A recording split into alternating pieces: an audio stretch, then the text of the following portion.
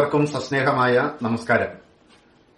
ത്രേതായുഗത്തിലാണ് വാൽമീകി രാമായണം നമുക്ക് ലഭ്യമായത്. അതിനുശേഷം വന്ന മഹാഭാരതത്തിന്റെ ഉള്ളിലും ശ്രീകൃഷ്ണന്റെ കാലഘട്ടത്തിലും വേദവ്യാസൻ വനപർവ്വത്തിൽ നമുക്ക് രാമചരിതം ചുരുക്കി പറഞ്ഞു തന്നതും നാം പരിചയപ്പെട്ടു. മൂന്നാമത് ഒരു രാമായണ ഗ്രന്ഥം കൂടി പിറന്നു.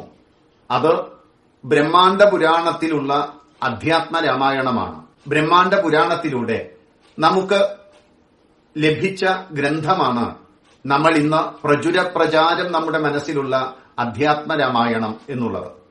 ആ കാലത്ത് നമുക്ക് എഴുതപ്പെട്ട അധ്യാത്മ രാമായണത്തിൽ മൂലഗ്രന്ഥത്തിൽ 7 കാണ്ഡങ്ങളുണ്ട്. 64 സർഗങ്ങളും 4228 ശ്ലോകങ്ങളും 17712 വരികളുമായിട്ടാണ് അധ്യാത്മരാമായണം മൂലഗ്രന്ഥം നമ്മുടെ മുന്നിലുള്ളത്. നമ്മളിവിടെ പ്രത്യേകിച്ചും ശ്രദ്ധിക്കേണ്ട ഒരു കാര്യം, വാൽമീകി രാമായണത്തിൽ 7 കാണ്ഡങ്ങളുണ്ട്.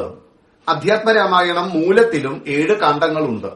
സർഗങ്ങളുടെയും ശ്ലോകങ്ങളുടെയും വരികളുടെയും കാര്യത്തിൽ മാത്രമാണ് ഒരു ഭിന്നതയുള്ളത്. അതായത് 24,000 ശ്ലോകങ്ങളെ 4228 ശ്ലോകങ്ങളാക്കി മാറ്റുമ്പോൾ 6-1 ചുരുക്കി എഴുതിയപ്പോൾ രാമായണത്തിന്റെ പ്രതിപാദ്യ വിഷയമായി ശ്രീരാമചന്ദ്രന്റെ ദേവതാഭാവത്തെ, ഈശ്വരീയ ഭാവത്തെ കൂടുതൽ പ്രാധാന്യം കൊടുത്ത് അവതരിപ്പിച്ച ഗ്രന്ഥമാണ് അധ്യാത്മരാമായണം എന്നുള്ളത്.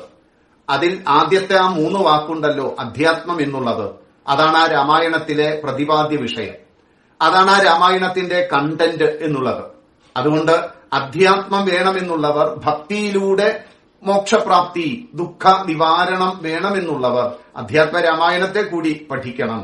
അതിവിശിഷ്ടമായൊരു ഗ്രന്ഥമാണ് നമുക്ക് ലഭ്യമായ ബ്രഹ്മാണ്ഡ പുരാണാന്തർഗതമായ അധ്യാത്മ രാമായണം എന്നുള്ളത്.